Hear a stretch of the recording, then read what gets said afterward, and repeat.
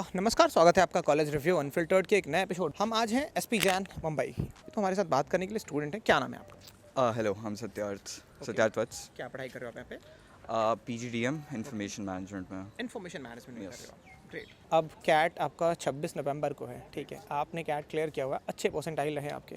तो अब मुझे ये बताओ कि अगर लास्ट मोमेंट कुछ टिप्स देने हो आपको जो सीरियस एस्पिरेंट्स हैं, उनके लिए क्या होगा? किस तरीके से अपने नर्व्स को कंट्रोल रखें या अपने प्रिपरेशन को कैसे फाइनलाइज दे सकते हैं? ओके, आई थिंक अभी आपको मतलब आई थिंक बस मॉक्स पे फोकस करना चाहिए। आपका मोस्टली सिलेबस वगैरह हो भी जाना चाहिए। अगर नहीं भी हुआ है तो try to like focus on your strengths. क्या पॉसिबल है इतने कम टाइम में अब दोबारा से स्टार्ट करके और एक अच्छा परसेंटाइल निकाल पाना?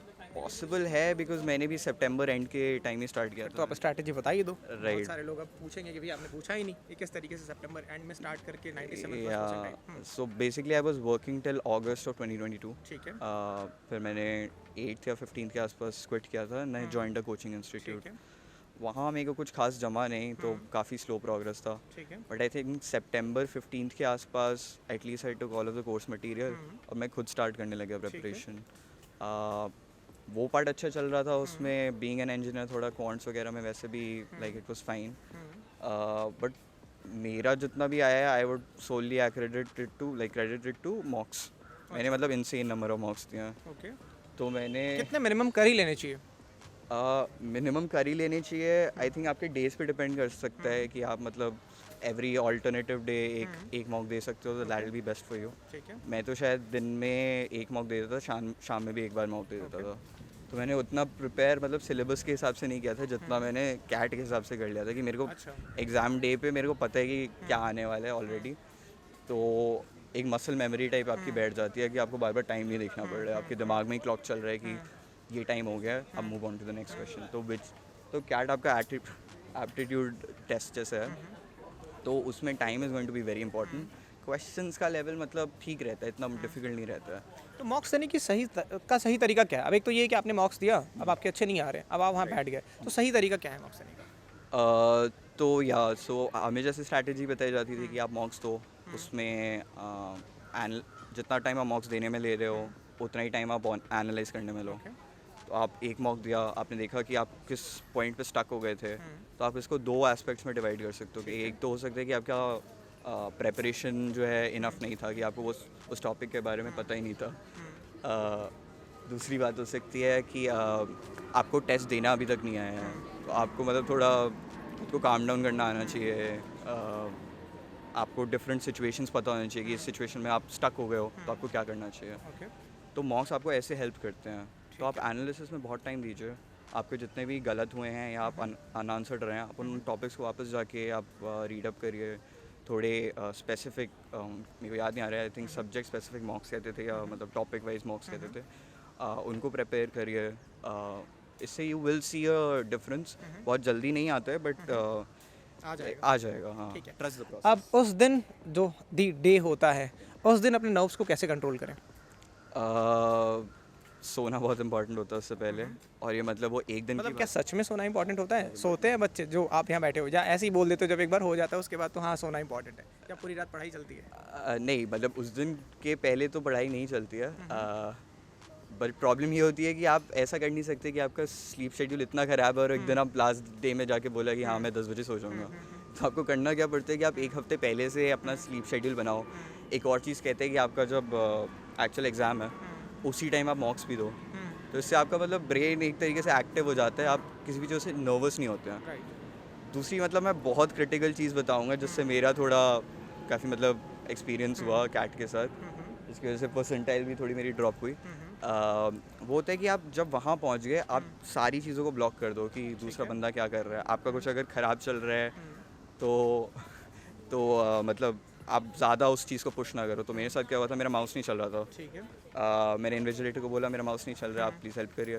बोलता हाँ हाँ चल तो रहा है, क्लिक हो तो रहा है। तो उस पर लाइक आई स्पेंड 5-10 मिनट्स। तो मेरा इनिशियल टाइम वहाँ पे चला गया एंड उसके बाद like I got agitated as well. तो आपको यही करना है कि हो सकता है उस दिन आपके साथ कुछ भी हो सकता है, आपको बस अपना टेम्पर कंट्रोल करके रखना है, अपना टेम्परामेंट कंट्रोल करके रखना है। आप ये दोनों चीज़ें कर लोगे, रात में सो जाओगे, it will be no different than giving marks. ठीक है। आपको पता भी नहीं चलेगा कि कब एग्ज़ाम ख़त्म हो गया। इंटरव्यू पे आते हैं, कैसा रहता है इंटरव्यू में? किस तरीके के क्वेश्चंस होते हैं? कितना टाइम आपका इंटरव्यू चला था? क्या ग्रिल भी किया गया था जाके, जैसे कि बाकी आईएम्स में किया जाता है? तो इंटरव्यू का प्रोसेस क्या था, आप मुझे ये समझाओ, और ताकि जो स्टूडेंट्स कंसिडर कर रहे हैं वो अपने इंटरव्यू में भी आपसे इंसाइट ले पाएँ। Okay, so another unique thing about SPGMRS कि यहाँ पे इंटरव्यूज़ ग्रुप इंटरव्यूज़ होते हैं। Okay. तो इसके 2 पार्ट्स होते हैं, GI1 एंड GI2। ठीक है। तो आपका ग्रुप इंटरव्यू 1 जो होता है वो आपकी स्पेसिफिक क्वेश्चनिंग होती है। आपके साथ मतलब 4 और लोग बैठ सकते हैं विद डिफरेंट स्पेशलाइजेशन। ठीक है। जैसे मैं इन्फॉर्मेशन मैनेजमेंट का था, मेरे साथ मार्केटिंग, फाइनेंस वगैरह सबके बच्चे बैठ रहेंगे। And then they ask you a question specific to your domain. ठीक है। आपको वो आंसर करना है। हो सकता है कि आपने अगर कोई सेकंड प्रेफरेंस भर रखा है अपने स्पेशलाइजेशन के लिए, तो they can ask you that also. But usually only difference is कि आप 4 लोगों के साथ बैठे हुए हो, तो आपको अपने आंसर्स मतलब थोड़े सोच के बोलने पड़ते हैं। तो that is GI1। Once you clear that you go to GI2। अब इसको मतलब आसान भाषा में GI2 को एक तरीके का HR राउंड या साइकोमेट्रिक राउंड कह सकते हैं। ठीक है। इसमें भी होता ग्रुप इंटरव्यू ही है, बट इसमें क्या होता है कि आपको बहुत ethical dilemmas and like different social situations के बारे में क्वेश्चनिंग होती है। And it's like, I wouldn't say it's grilling, but काफ़ी डीप तक वो चीज़ चली जाती है कि आप ये क्यों कर रहे हो, आप ये क्यों नहीं कर वो रहे। साइकी समझना चाहते हैं आपका बेसिकली वो फिट देखना चाह रहे हैं कि आप हमारे कल्चर में फिट होते हो कि नहीं। ठीक है। And that is very important कुछ एग्जांपल दोगे किस तरीके के क्वेश्चंस थे?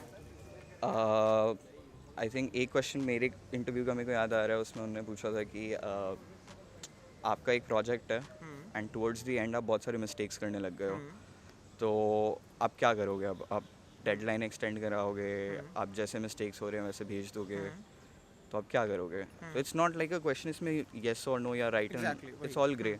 वो आपका अंडरस्टैंड करना चाह रहे हैं कि आपका रीजनिंग क्या है, कि मतलब आप एथिक्स में बिलीव करते हो कि नहीं हो। तो लाइक मैंने कहा था कि हाँ मैं शायद डेडलाइन एक्सटेंशन की तरफ जाऊँ। दूसरे मेरे साथ जो बैठा था उसने बोला था कि नहीं, मेरे लिए deadlines are sacrosanct and which is a अच्छा। बिग थिंग एट SPGMR, मतलब कि डेडलाइंस को ब्रीच नहीं कर सकते, कुछ भी हो जाए। तो उसने वो बोला था। तो ऐसी लाइक डाइवर्स ओपिनियंस आते रहते हैं कि द इम्पॉर्टेंट थिंग इज़ कि आप एक्सप्लेन कर पा रहे हो अपना पॉइंट ऑफ व्यू एक अच्छे स्ट्रक्चर्ड फॉर्मेट में। तो क्या आपने जो आंसर किया उसको फिर आपको बैक करना होता है किसी और एक्सप्लेनेशन से? हाँ, सो बेसिकली अभी मैंने जैसे कह दिया कि हाँ चलो, आई फील कि मेरे प्रोजेक्ट की क्वालिटी मेरे को ज़्यादा इंपॉर्टेंट है, तो I would ask for a deadline extension. अब वो बोलेंगे कि मतलब आप डेडलाइन एक्सटेंशन के लिए जा रहे हो, आप एक्चुअल वर्क में तो आपके लिए पेनल्टी हो वही जाएगी। ग्रिलिंग वाला प्रोसेस समझ आता है। Actually the grilling starts there कि मतलब आपका क्लाइंट बोलेगा कि दिस इज़ नॉट एक्सेप्टेबल, हम तो आप पे कुछ पेनल्टी लगाएंगे, तो आप उसको कैसे डील करोगे? फिर आप कुछ आंसर करोगे कि हाँ मतलब बट स्टिल मेरे लिए प्रोजेक्ट की क्वालिटी अगर ख़राब हुई तो that could have a much greater impact on the client, तो आप उनको ये समझाने की कोशिश करोगे। फिर मतलब ऐसे ही करते करते ग्रिलिंग थोड़ा लंबा खिंच सकता आई है, थिंक right? 1 आवर का ऑलमोस्ट चलता है वही मैं समझना दिस चाह रहा हूँ, राउंड। सो या दिस लाइक 5-6 सिचुएशंस के अराउंड पूरा group. It's not a group discussion पर से, बट हो सकता है कि आपसे पूछ लें कि आपका इस जो इन्होंने ओपिनियन दिया है उसके ऊपर क्या कुछ वैल्यू एडिशन है, या आप इससे डिसएग्री करते हो तो क्यों करते हो। तो इसके लिए प्रिपेयर कैसे किया था आप इसके लिए? टू बी ऑनेस्ट मैंने नहीं किया था, और मेरे को सजेशन भी यही दिया गया था कि do not prepare for that, because आप जब ऐसी चीज़ों के लिए प्रिपेयर करके जाते हो तो वो दिखता है कि आप कुछ मतलब पढ़ के आए हो, आपके पास कुछ प्रीवियस इंसाइट्स हैं, तो यहाँ के professors are very quick to catch that. ठीक है। तो like be honest, and if you think you are ethical in your daily life, आप अच्छी चीज़ें करते हो, तो GI2 should not be a big issue for you. ठीक है। उसके बाद सो GI2 हो गया, उसके बाद दैट्स द फाइनल राउंड, उसके बाद आपका फाइनल। या ठीक है। वर्क एक्सपीरियंस को कितना वेटेज मिलता है यहाँ पे? so exact criteria is not noted, but mostly like people with, especially in the information management and operations management spec, they have about 2.5 years of experience. Okay. वहीं हम marketing की बात करें, it's mostly freshers because that's what the industry demands, like fresh ideas and everything. So overall batch को देखा जाए, I would say 1.5 years, 2 years का experience तो सबके पास है ही. And they've also recently started with the PGDM BM course, Okay. which is almost equivalent to the flagship PGDM. ठीक है। And वहाँ पे अगर हम देखें तो almost everybody has a 2 years of work ex. ठीक है। इंडिया का one of the few colleges है जहाँ पे आपको अपनी स्पेशलाइजेशन पहले चूज़ करनी पड़ती है बिफोर एंटरिंग द कॉलेज। ठीक है। एंड इससे क्या फ़ायदा होता है कि बच्चे का like every student has a clear focus कि उसे कहाँ जाना है फ्यूचर में। Another thing is this is a profile based college, so क्या मतलब होता है प्रोफाइल बेस्ड कॉलेज का? ज़रा लेमन लैंग्वेज में बिल्कुल सिंपलेस्ट टर्म्स में समझाओ आप। प्रोफाइल बेस्ड कॉलेज का जो ऑपोजिट होता है, which is like CAT percentile पे मोस्टली जैसे हमारे IIMs लेते हैं, SP जैन का ऐसा है कि वो आपका ओवरऑल प्रोफाइल देखेंगे, स्टार्ट करेंगे कि आपका 10th 12th अंडर ग्रेजुएट में मार्क्स कैसे हैं, फिर देखेंगे कि आपका वर्क एक्सपीरियंस रेलिवेंट है कि नहीं उस फील्ड से जिसमें आप अप्लाई करना चाह रहे हैं। ठीक है। देन अगर आपको कोई बहुत ज़्यादा extra curricular achievements at national international levels हैं तो that also helps your application. ठीक है। तो it's like a combination of all those things and not just your CAT percentile. ठीक है। कैट परसेंटाइल का एक बहुत जनरल 85 परसेंटाइल का मतलब कट ऑफ है, उसके ऊपर अगर आपका प्रोफाइल बहुत अच्छा है तो you will get selected in institution. Profile बहुत ज़्यादा इंपॉर्टेंट है ठीक है। And it has to be a great profile in a way कि कुछ आपने बड़ा किया लाइफ में, स्पाइक्स होने चाहिए आपकी प्रोफाइल में, तो then you will get a short list. ठीक है। And the interesting thing is कि आपकी कैट परसेंटाइल आने से पहले आपको ये प्रोफाइल की शॉर्ट लिस्ट आ सकती है। Okay. जैसे मेरे को ये मेरे कैट के एग्ज़ाम के नंबर भी नहीं आए थे, मेरे को शॉर्ट लिस्ट आ गई तो थी। ज़रा एग्जांपल से बताओ आपका प्रोफाइल कैसा रहा? Okay. आपके परसेंटाइल क्या है पहले ये बताओ। सो मेरा 10th में 93% था, 12th में 94.2, ठीक है। अंडर ग्रेजुएट में 80% एंड फाइनली मेरा कैट परसेंटाइल वॉज 97.8%। 97.8 Yeah. ठीक है। तो like this obviously cleared all the cut offs, but percentile wise देखें तो बहुत हाई स्कोर नहीं है। ठीक है। बट लाइक मेरा जैसे स्पेक बताया था मैंने अपना इंफॉर्मेशन मैनेजमेंट में, तो I have 2 years of work experience in that, okay. और मेरे रिसर्च प्रोजेक्ट्स भी काफ़ी सारे थे in the same field. Okay. तो उससे मतलब आपका ओवरऑल प्रोफाइल जब इवैल्यूएट होता है तो इट ऑब्वियसली लुक्स लाइक कि आप मतलब इस रोल के लिए सूटेड या इस कोर्स के लिए सूटेड हो, आप कुछ दे पाओगे बाकी स्टूडेंट्स को, बाकी स्टूडेंट्स से ले Value add कर पाओगे, पाओगे। वैल्यू एडिशन है बेसिकली। तो आपने ग्रेजुएशन कहाँ से किया था? मैंने ग्रेजुएशन किया था Netaji Subhash institute of technology Delhi, NSIT Delhi. अच्छा ओके ठीक है। तो मतलब यहाँ पे फिर क्या आपने ग्रेजुएशन जहाँ से किया उसका भी इम्पोर्टेंट रोल हो जाता है फिर? आई थिंक थोड़ा तो आई एम श्योर होता ही है, बट कांट से कि इनके मतलब कहीं कंपेंडियम में पैरामीटर में हो सकता है आई फील, बिकॉज ओवरऑल आप देखें बच्चों की qualities of under graduate colleges are very great. ठीक है। लास्ट क्वेश्चन मेरा ये होगा, इसके अलावा क्या क्या कॉल्स थे आपके पास, कहाँ के ऑफर लेटर्स थे आपके पास? सो मेरे पास कॉल्स न्यू IIMs के थे, ठीक है। IIT दिल्ली, ठीक है।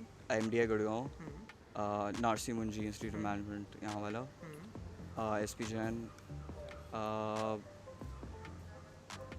मेरे को याद नहीं आ रहा, सॉरी। डिसाइडिंग फैक्टर क्या रहा आपके लिए, क्यों बाकी सबको छोड़ के आपने SP JIMR को चुना? आई थिंक जितने मैंने कॉलेजेस बताए उस हिसाब से मतलब it was clearly standing out SP JIMR, और बाकी मेरे को इनका करिकुलम बहुत अच्छा लगा। जो सोशल में भी था हमेशा से, मतलब सोशल रिस्पॉन्सिबिलिटी की तरफ focus, plus obviously placement numbers help a lot as well, it was one of the highest that I had. ठीक है। एंड ब्रांड नेम भी बाद में मेरे को समझ में आया कि कितना इंपॉर्टेंट है इस कॉलेज का। तो ओवरऑल सारी चीज़ें, हाँ ये सारी फैक्टर्स देख के ठीक है। Decided this. ठीक है। काफ़ी वैल्यूएबल इंसाइट्स दिए इन्होंने, जो एक्चुअली प्रैक्टिकल हैं। I think most of the questions जो आपके मन में होंगे वो हमने कवर कर दिए हैं। इसके बाद भी अगर कोई क्वेश्चन छूट जाता है, रह जाता है, तो डेफिनेटली आप रीच कर सकते हो। मैं कोशिश ये करूँगा कि मैं उन डाउट्स को रिजॉल्व कर पाऊँ। तब तक के लिए बने रहिए हमारे साथ और कोशिश करेंगे ऐसी इन्फॉर्मेटिव वीडियोज़ आपके लिए लाते रहें। Thank you so much.